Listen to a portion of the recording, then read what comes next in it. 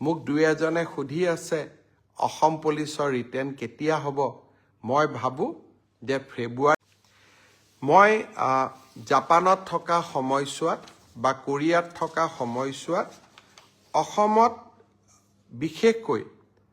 নিযুক্তিৰ ক্ষেত্ৰত এটা খুব গুৰুত্বপূৰ্ণ পৰীক্ষা হৈ যায় সেয়া হৈছে গ্ৰেজুৱেট টিচাৰ আৰু পোষ্ট গ্ৰেজুৱেট টিচাৰ বহু লোকে মোক সুধিছে যে গ্ৰেজুৱেট টিচাৰ আৰু পোষ্ট গ্ৰেজুৱেট টিচাৰৰ যি পৰীক্ষা হৈ গ'ল সেই পৰীক্ষাৰ আমি OMR চিট পাম নে নাই সেই পৰীক্ষাৰো আমাক এনসাৰ কি দিব নে নাই বা এনসাৰ কিট থকা প্ৰশ্নৰ উত্তৰবিলাকক আমি প্ৰত্যাহ্বান জনাব পাৰিম নে আমি নোৱাৰো মই অত্যন্ত বিনম্ৰতাৰে সৈতে কম যে চৰকাৰী নিয়োগ পৰীক্ষাত স্বচ্ছতা অনাৰ বাবে আমি প্ৰতিশ্ৰুতিবদ্ধ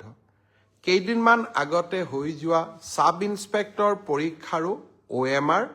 আৰু এনসাৰ কিসমূহ ইতিমধ্যে সেৱাই মুকলি কৰি দিছে হাইস্কুলৰ যি গ্ৰেজুৱেট আৰু উচ্চতৰ মাধ্যমিক বিদ্যালয়ৰ যি পোষ্ট গ্ৰেজুৱেট টিচাৰ ৭,০০০ পদৰ বাবে যি পৰীক্ষা হৈ গ'ল সেই পৰীক্ষাৰো এনসাৰ কি আৰু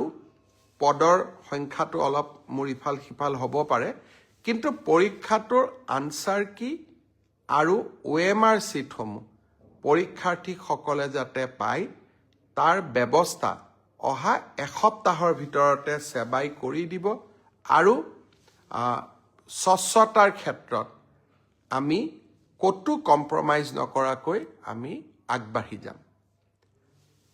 শ্ৰদ্ধাৰ ৰাইজ শিক্ষক নিযুক্তিৰ সমান্তৰালভাৱে মই কেইদিনমান আগতে উল্লেখ কৰিছিলোঁ যে আমাৰ হৈ যোৱা এডিআৰই পৰীক্ষাৰ ফলাফলসমূহো আমি ফেব্ৰুৱাৰী মাহৰ শেষৰ ফালে বা আমি মাৰ্চ মাহৰ প্ৰথম সপ্তাহত ঘোষণা কৰিম মোক দুই এজনে সুধি আছে অসম পুলিচৰ ৰিটেন কেতিয়া হ'ব মই ভাবোঁ যে ফেব্ৰুৱাৰী মাহ নহলে মাৰ্চৰ প্ৰথম ভাগতেই আমি অসম পুলিচৰ কনিষ্টবল সকলৰ পৰীক্ষাৰ ৰিটেন টেষ্টৰ কাম আমি সমাপন কৰিম